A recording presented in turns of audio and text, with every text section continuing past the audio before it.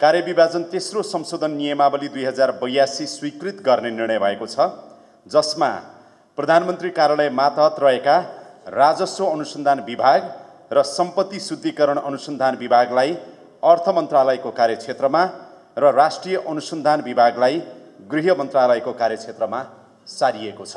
दोस्रो निर्णय 2082 भदौ 23 र 24 को प्रदर्शनका क्रममा मृत्यु भई पहिचान खुलेका मृतक नेपाली नागरिकका परिवारलाई भाग्ने क्रममा मृत्यु भएका कैदीबन्दी र बालबन्दी बाहेक प्रति परिवार 10 लाखका दरले आर्थिक सहायता र काजक्रिया खर्च, खाना खर्च र यातायात खर्च बापत 5 लाखका दरले आर्थिक सहायता उपलब्ध गराउने निर्णय भएको छ। त्यस्तै गरेर अर्को निर्णय छ सुरक्षण मुद्रण सम्बन्धी नियमावली 2082 स्वीकृत गर्ने निर्णय भएको छ।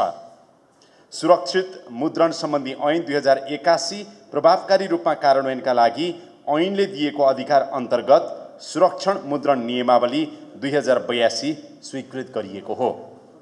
त्यस्तै 4 नम्बर छापाखाना तथा प्रकाशन सम्बन्धी ऐन 2048 बमोजिम अनलाइन सञ्चार माध्यम दर्ता गर्ने प्रयोजनको लागि सूचना तथा प्रसारण विभागको महानिर्देशकलाई स्थानीय अधिकारीको रूपमा तोक्ने निर्णय भएको छ। यसको मतलब के हो भनेदेखि अब अनलाइन दर्ता तथा नवीकरण अब जिल्ला प्रशासन कार्यालयबाट गर्नुपर्ने छैन, यो पूर्ववत रूपमा सूचना विभागबाट नै यथावत रूपमा अब गर्न सकिनेछ।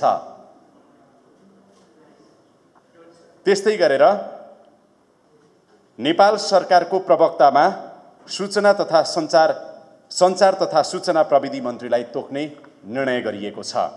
यसबाहेक अन्य मन्त्री परिषदका निर्णयहरू यहाँहरूले भोलि 3 बजे नियमित रूपमा सञ्चार तथा सूचना प्रविधि मन्त्रालयको कार्यकक्षमा थप निर्णयहरू यहाँहरूले प्राप्त गर्नुहुनेछ। यहाँहरू सबैलाई धेरै धेरै धन्यवाद छ। धेरै धन्यवाद। आज चाहिँ मैले तपाईहरूलाई यो मन्त्री परिषदको निर्णय सुनाएँ र यो मन्त्री परिषदको निर्णयमा मिडियासँग सम्बन्धित खास गरेर धेरै अनलाइन सञ्चार माध्यमले म खास गरेर मन्त्रीमा नियुक्त भएर आए लगत्तै अनलाइनको दर्ता र नवीकरणको कुरा एकदमै उठाउनु भएको कारणले गर्दाखेरि यसलाई पहिलो प्राथमिकतामा राखेर हामीले यो म सहभागी भएको यो मन्त्री परिषदको पहिलो बैठक हो। त्यसकारण पहिलो बैठकमा नै यसलाई पहिलो प्राथमिकता राखेर हामीले अनलाइन दर्ता र नवीकरण जुन एकदमै साथीहरूले पत्रकार साथीहरूले सञ्चारकर्मी साथीहरूले दुःख पाइराख्नु भएको थियो त्यसलाई मध्यनजर गरेर यसलाई हामीले अहिले निर्णय गरेका छौँ मन्त्री परिषदबाट।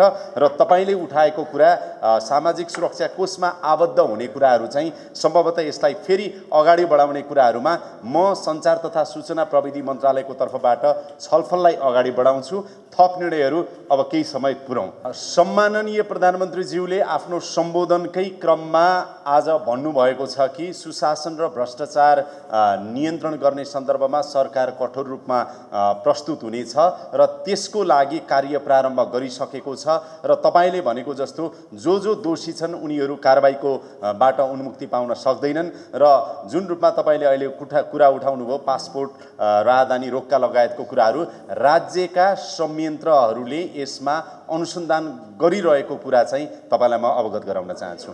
Thank you. धेरै धन्यवाद।